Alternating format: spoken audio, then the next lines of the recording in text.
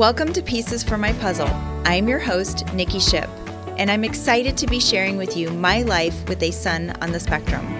This podcast is for anyone who is looking for quick tips and perspective, but most of all, for hope and inspiration. So sit back, relax, and let's put the pieces together.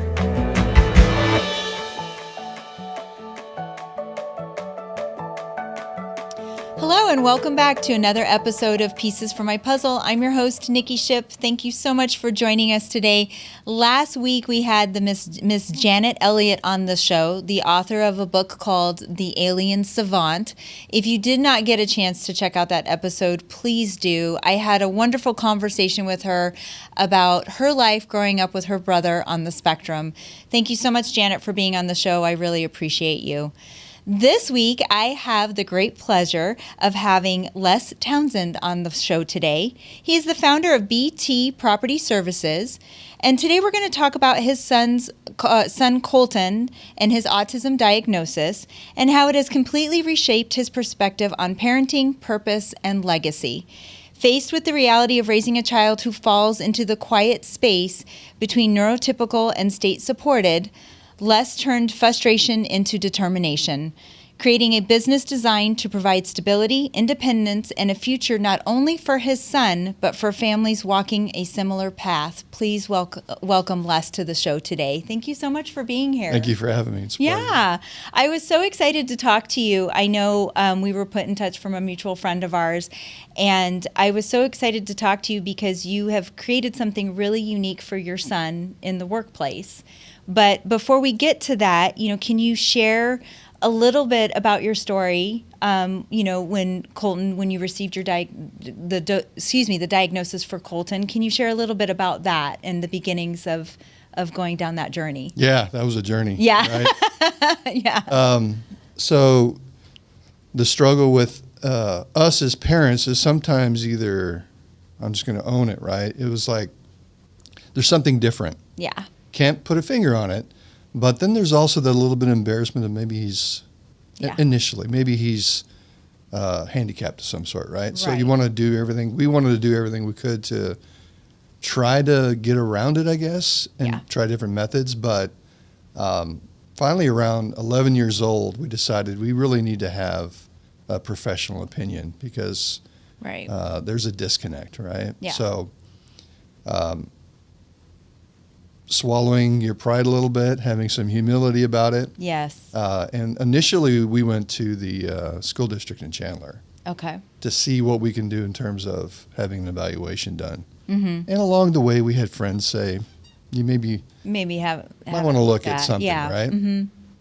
So initially, the school district did some evaluation. They do a great job with that evaluation. They had 11 people that did it and so forth. And at the end, which was interesting, is they said, no, we're really not finding anything wrong with Colton, which was strange. You're a what? Because he literally had a pin with a flower on it, and he was rocking in the chair during the discussion. Yeah. And I just sort of, the behavior's right in front of you. Yeah, it's right there. Yeah. Put him with a bunch of kids 35 kids in a classroom. That's going to be difficult for him to survive. Right. On the playground with a bunch of middle school kids. Not sure this is going to work. Right. So I'm not sure if we can mention the name of the place we went to, but sure. Melmed. We went to. Oh, okay. Yeah. Yeah. Mm-hmm. Yeah. Familiar with Melmed. Went to Melmed, did their evaluation, and sure enough, they said yes, he is high functioning. He's on the spectrum. This was shortly after I think they went from when they had it in Category 1, Category 2. Yes, different categories. They revised it. Mm-hmm. So at the time they said he's Category 2, Asperger's. Okay. So the initial reaction we had was, okay. Yeah. That makes sense now, right? There. You had an answer. Exactly. Yeah. Now we have an answer. Now we could put a plan in place, and they were very good about helping us with that mental shift. Mm-hmm. Mm-hmm. And so we went into that. Yes. So the original question, I think, how did you feel? What was the journey like? It was relieving. Yeah. If I'm going to put into a word, it was a big relief. Yeah. now we have something that we can really shoot for. Right. And diagnosis is going to help that. Right. Admitting you have a problem is the first step of anything. Yeah. Yeah. Yes. And so now we have the admittance, and we can work on going forward with that. Yeah. And so then obviously, did you guys go down the path of looking into therapies, things to help him, and, working with the school and trying to help him with the resources that he needed at that time? Yeah, we stumbled across a school called Leading Edge Academy. Okay. And then there was a couple of the different ones that one of them was actually, I can't remember the name, but was started by some mothers who had the same experience with the district. Yeah. Eduprise was the name of the school. Mm-hmm. And then we put them in Eduprise because they have familiarity, right? Yes. We looked into ABA therapy, but it's a lot of money. It is, yeah. And at that time, in my work journey, we were at a position where we couldn't really afford the ABA therapy. Yeah. So we put him in Eduprise, and we did have a friend who knew of a person who was a psychologist, and she did have experience in that realm. So we put him in that individual therapy with her, which was amazing for us. Invaluable. Because there's a lot of emotions that everybody experiences at that time. Yes. And then when you have an autistic child who can't identify the emotion, right. we have to peel that onion to help him. Yeah. I think that's one of my biggest, that has been one of my biggest frustrations as a parent is I know he's going through some type of emotion, but I can't identify exactly what that is. And you're trying to figure it out, and it's like you're peeling back layers and layers and just trying to get to the core of how they feel. And it's so frustrating. And so, and at the same time, I felt helpless. Like, I don't know what to do to help my son. I know he's feeling something, but I don't know what it is. And I don't know how to, do I need to help him with coping? Do I need to, what do we do? So. Yeah. And going into teens, in his teen years, that couldn't have been easy. I'm just starting that journey myself right now. I'm so excited. Yeah. I think I love teenagers. Aren't they a joy? It's like, yeah. So yeah, Drayson just hit 13, so we're going down that road right now. But so he was diagnosed at 11, and you get these things in place, and then puberty hits. Yay. Puberty hits, that's right. And the counselor was sharing with me that typically, the autism child runs a couple years behind anyway mentally, that's right? Correct, yeah. And so I think our call it denial or whatever you want to call it, we're masking it with, he's 13, but mentally he's really only about 9 or 10. Yeah. So we're not quite there yet, Yeah, right. Oh, and I think that's hard because their bodies are changing, but their minds haven't quite caught up yet, So yeah, we're definitely experiencing that right now. And but I think so. Now, fast forward to, how old is Colton today? Colton's 19 today. Okay. 19. Okay. COVID hit during that time. Okay. And very difficult. There was a blessing, actually. Really? Okay. It was because, he was a DC student. Okay. His particular brand of autism, that when he gets overwhelmed and stressed, he shuts down. Yeah. He falls asleep. And then he'll actually run a little bit of a temperature. Interesting. So when they let the students come back, he would stress out, fall asleep. They'd feel him, go to the nurse's office. Oh, my gosh. And at that time, the rules were you have to send the kid home for 3 days. Oh, yeah, because of COVID, yeah. Correct. Oh, my God. But they did run some schooling online, which he did very well at. So we discovered Primavera Online School. Okay. And it really accelerated him, in terms of school. Right. Not without that pressure, he could focus. Right. Trying to be normal around a bunch of people, right? Yeah. And it's interesting that you talk about the auto-regulation piece because, some kids rock, some kids stem. Oh, he does all that. But then, to be overstimulated to the point of I'm just going to shut down, it's like a power down and go to sleep. Yep. It's almost admirable in a way. Yeah. Go take a nap. I get stressed. I can't sleep. Oh, I'm going to go to sleep. I'm stressed out, Yeah. So now you have mentioned before, we've talked about this, that quiet space between neurotypical and state-supported autistic children.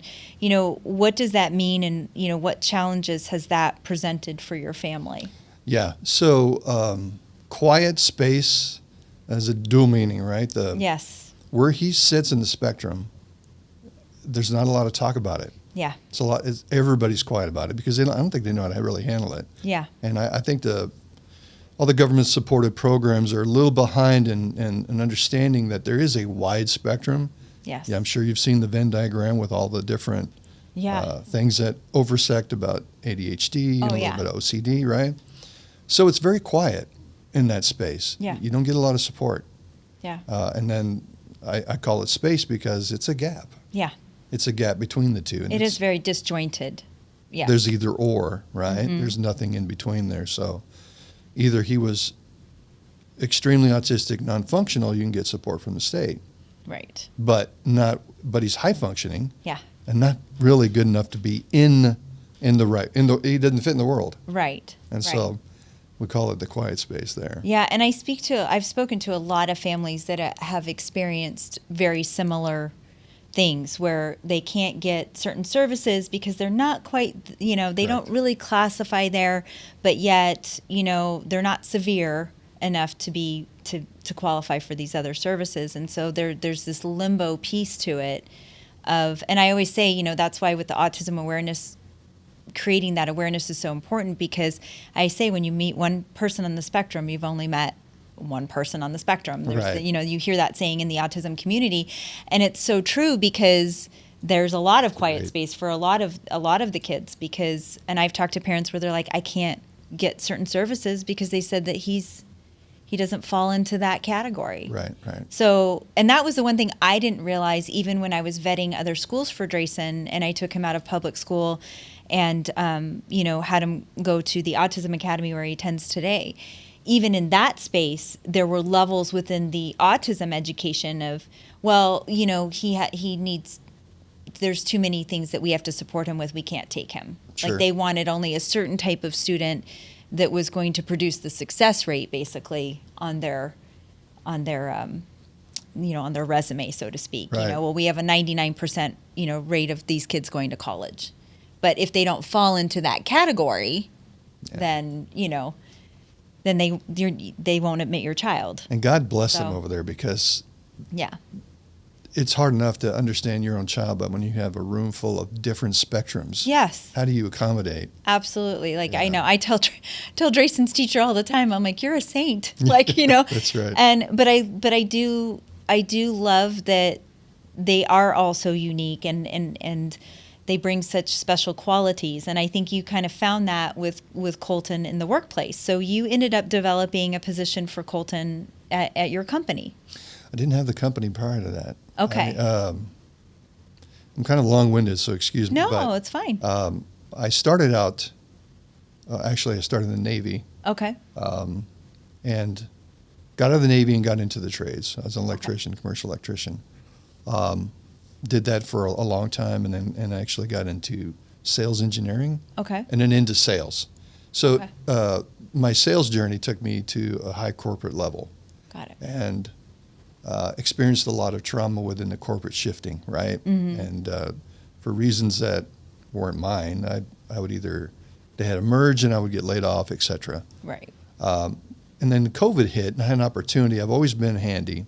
Mm-hmm. I've always been a guy that likes to fix things. Okay. So COVID hit and I started a handyman business. Okay. People thought I was nuts. What are you doing? What are you doing handyman business during COVID, right?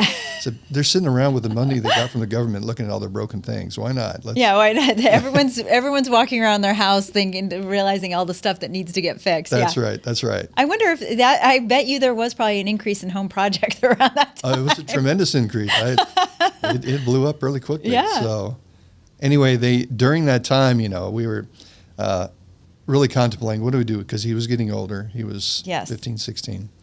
What do we do with my son? What do we do with him when he gets to the point where he's actually got to get a job?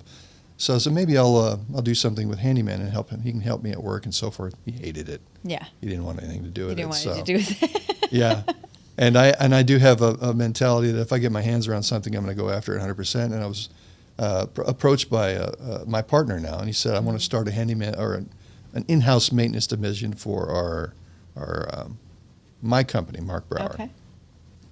And so, therefore, long story short, I was on the tail end of my career. I was getting older, and I really wanted to wind down, and I just wanted to be in charge of myself, and that's it. Right.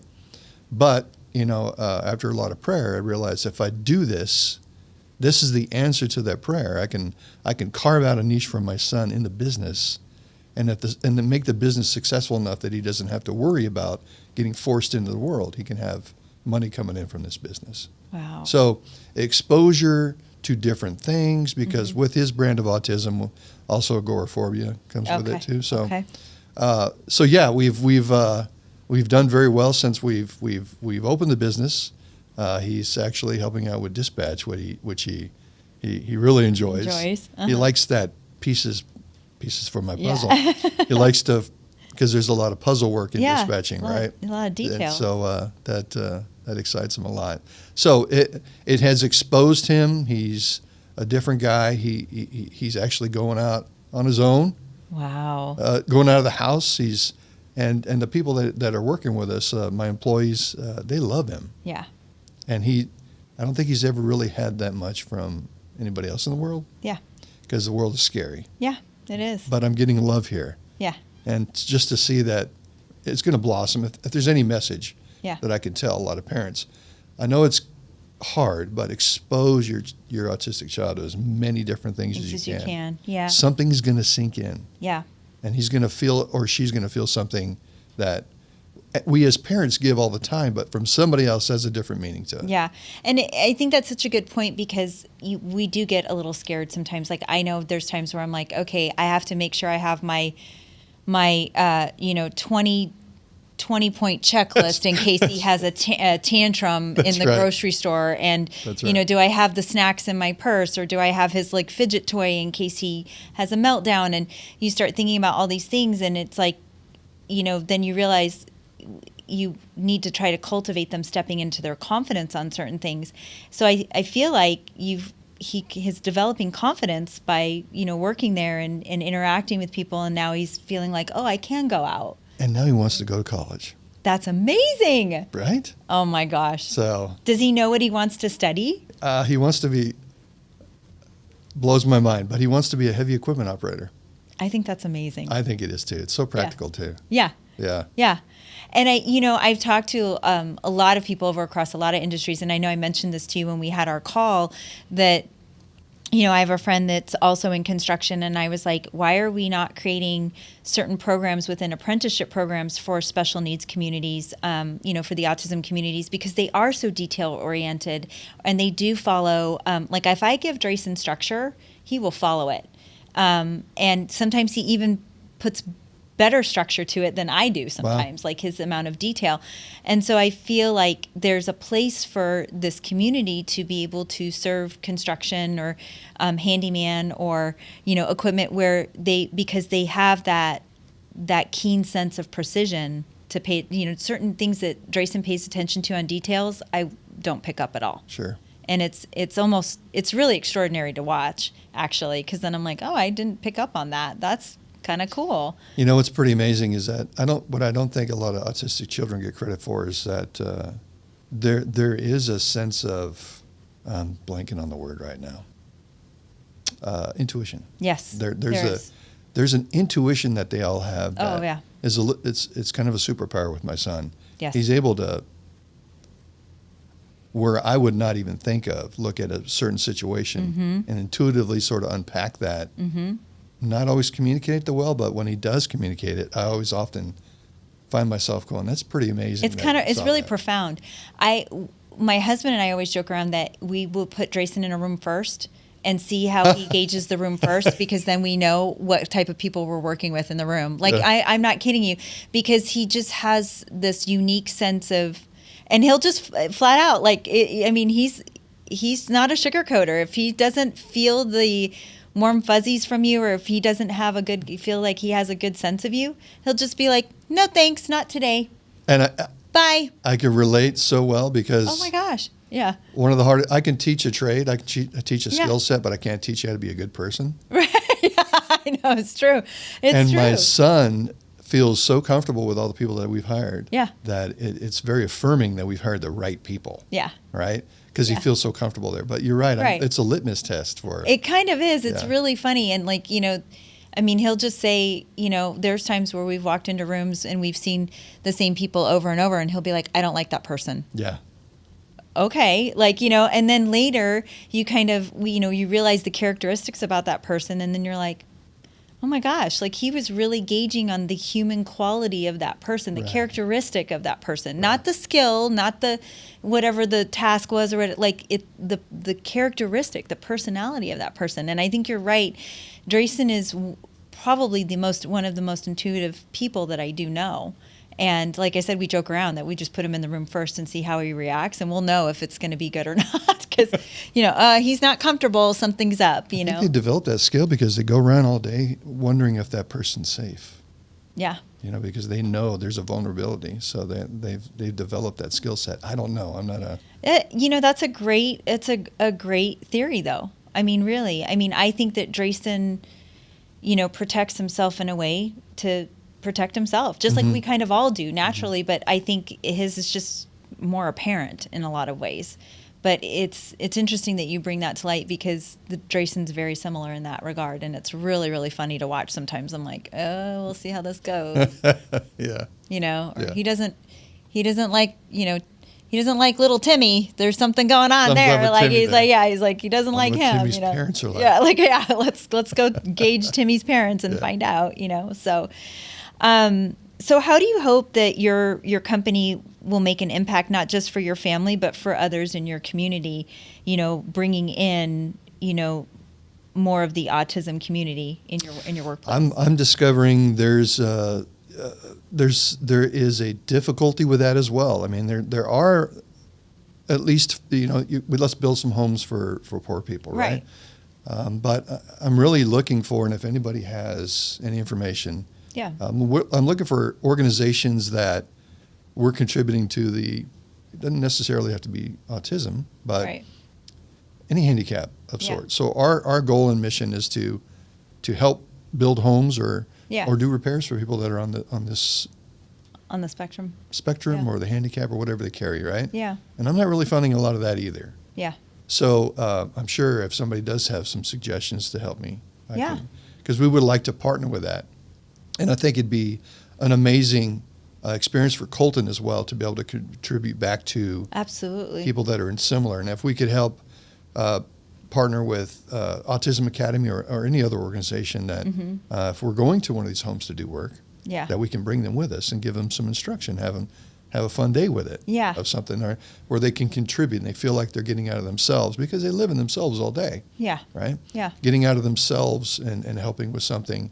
So that's a journey that we love to begin. Yeah, that's awesome. Yeah. And we've done some things with Drayson, even volunteering type things. And I think that, I always don't think about what he sees, right? Like the perspective I'm giving him. But then I look back and I go, well, that was great perspective for him. Like something as simple as, like, we took him one time to a Feed My Starving Children event, and he put together food boxes for kids, hungry kids. And and it was really interesting because he does care. Even though he doesn't show it, I realized how much he does care and that he liked the work of putting that together. And I think, as human beings, we all want to be or feel fulfilled. Right. And I saw such a sense of fulfillment when he came out of some of these volunteer projects that we did that I thought to myself, there's something there that I'm underestimating. And, every time I underestimate my child on a daily basis. I just want everyone to know that I do. And I say that because he never ceases to amaze me. He always surprises me in some way, even down to like the comments or, just the way he's starting to slowly interact with certain people that he's gotten close to and that he trusts. Like, I mean, the other day he hugged one of my best friends and said, I love you, and walked away. And she just like, we were just sitting there in the living room crying, because it was like, she's been around for years, but yet now he's, see you later, and love you. I'm so glad that you mentioned that. Yeah. Because if we can go back a couple of questions where you said how did it impact you as a parent, right? Yeah. human condition, we crave to know that we're loved. Yes. And when we didn't really see a lot of that with Colton, right? And when we had the diagnosis, we understood, oh, he does love us. Yes. He just doesn't know how to show it. Yes. So what helped was, okay, let's look for the different things that the way he shows love. Yep. And then we could start identifying that. And when we were able to do that, okay, he does love us. We know that he loves us. Yeah. And this is how he shows it. He doesn't show it like a neurotypical child would. Right. Because absence of love as a parent is tough. It is. You're giving all the time. Oh, it is. And we are selfish as well. And we would love a little feedback in terms of the love or the kiss or a hug or I love you, winky eyes or whatever it is. Yeah. Didn't come from him. Yeah. And so therefore, the natural thing is it me? Am I doing something wrong? Yeah. Am I showing not? But having that diagnosis really changed that perspective on us. Yeah. And able to look for how we can recognize how he shows love. And it's different, but at the same time, it's still there. It's just not, it's like, my husband the other day was out in the, they formulated, Drayson doesn't like hugs very much because of his sensory. And so they have this secret handshake that they do. It's so elaborate. I don't even know how they remember all the steps. But at the end of the night, when he's going to bed, Pat will be like, love you, buddy. And he's like, love you too, Dad. And they're like doing the handshake thing. But that's his form of expressing love to his father. That's safe for him. Yeah, it's safe for him. And sometimes these things happen and we don't realize that it just looks differently than what our expectation was of things. Like when Drayson first got diagnosed, Pat was devastated. I remember very clearly he said to me, because he grew up playing sports. He's a football track guy, and he said, "I'll never get to play catch with my son." And he was just just very, very. And so recently, literally about 4 months ago, we were out in the backyard, and Drayson was on the trampoline, just getting his energy out, and he was on the trampoline and he grabbed a ball and he was throwing the ball back and forth with Pat. Pat was sitting on the patio and he's throwing the ball. And I stopped and I looked at Pat and I said, "You just got your wish." That's fantastic. And he's like, "What are you talking about?" I go, "You just got your wish." I said, "You said very clearly about 10 years ago when Drayson got diagnosed, I remember, I'll never forget, that you were upset that you would never get to play catch with your son." And he goes, "Oh my God," his face just dropped. And I said, "It just didn't look the way you thought it was going to look." That's great. Because, it's like not like you think about your kid jumping on a trampoline, throwing a ball. Like he's thinking within football or some sport or baseball or something like that. But they were playing catch. That's and great. I hear he went in the kitchen and he kind of got a little teary-eyed. And I said, "I didn't say it to make you feel bad." He said, "No." He said, "I'm grateful. And I'm so glad that you brought that to my attention." He said, "Because you're right. And those moments are powerful. Yeah, they are. It's I call them moments of belief. That's what we call them in our house, in our home, is moments of belief. Yeah, we do every time. And he does, every day there's a moment of belief. Like something little happens and it's like, yes, okay, for the win, So I think that it's great that you bring these things up because they do show it differently. I came, even as much as a couple days ago, I had a really hard day. I was really emotional. I came in. I just wanted to give him a big hug. I went to instinctively just hug him because of my comfort, not his. And he was like, "Mom, don't hug me. Get away from me." And I was like, "I'm sorry, honey. I just had a really hard day." So then I went upstairs and cried because my son wouldn't hug me. But I realized, been there, done that. Yeah, right, yeah. But I still know deep down it's not like he's doing it on purpose. But it was really hard for me, and I was like, okay, I have to remember. And then when I went downstairs, I sat down, and I think he could tell I had gotten upset. And he said, "Are you okay?" I said, "I just had a tough day." And he said, "It's okay, Mom." He's like, "You can do it." And I just went, fantastic. Yeah. So then I cried harder, and I was like, "Yep, I can do it." But that was his way of showing his love and affection. Well, it just didn't look the way I wanted it. There's to. hope. Yeah. I didn't stop. Good. I hugged and hugged and hugged. Good. I still hug him whether he gets annoyed too. And now my son hugs back. That's so amazing. He does. I mean, it's not like the hug you get from somebody, but he does his hugs. He does his hugs. And yeah. and he enjoys it. Yeah. Now, so. Yeah. It changes. That's good. It's good to know. That's comforting Just keep to hear. going. Yeah, I just keep going. Well, I told him, I said, like the other day, I said, I call him my angel baby all the time. So I said, angel baby. He says, I'm not a baby. I'm a boy. Oh, yeah. And I said, I know, but you'll always be my baby. I am not a baby. And so then I just tell him, so the other day I said, you're my baby, right? And he goes, yeah, I know. Like, it's like he's finally like, okay, Mom, like he's going to let me have it. But I appreciate that though, but at the same time, it's the little things that I take for the win, and you have to. You have to. Yeah, you absolutely have to. And I feel like I have such a greater sense of appreciation for certain things because, I talk to people that, don't have kids that are neurodivergent. And, some of the stuff that they're complaining about, I'm like, I'm just happy that, he put pants on today. Like we're for the win on that. Like, it changes your perspective on things to appreciate, all the logistics sometimes of daily life really don't matter. But if your son or daughter tells you that they love you or gives you a high five or, shows any sense of emotion toward you, like that's a big win. That's a win. And you don't take those things for granted. Yeah. When they come in a rare like that, it's a gift actually, because it has more impact. Yeah. I don't know. And I think Drayson has been one of my biggest teachers. I say that all the time. Absolutely. Do you feel that way about Colton? 150%. Yeah. I've really had to evaluate and do a self-check. Yes. More often than I care to admit with an autistic child. Me too, for sure. It's helped me. It's helped me change. Yeah, absolutely. Before we end the show today, I do want to ask, what message would you share with parents who feel like their children don't fit into the traditional systems around them? Because I know you've cultivated this kind of job and position for your son, but what message would you share with parents that are maybe kind of in the limbo of things? Like, you and I are kind of on the other side, or coming on the other side of things now with our kids getting older. But do you have any words of wisdom for parents out there? Persistence. Don't give up, right? I mean, it does get complicated, and well, I'll tell you what I did. I don't want to tell anybody what they should do, but right. I really had to step back, and I just alluded to the fact that I had to reevaluate how I'm going to interpret my relationship and what it feeds me with my child. Yeah. And looking for the little miracles and so forth. I had to do a lot of self-evaluation. Yeah. What is it I'm trying to expect? Yes. And I can't put I used to say I can't put a tax on my son's love. It's got to come from how I feel and not how he feels towards me.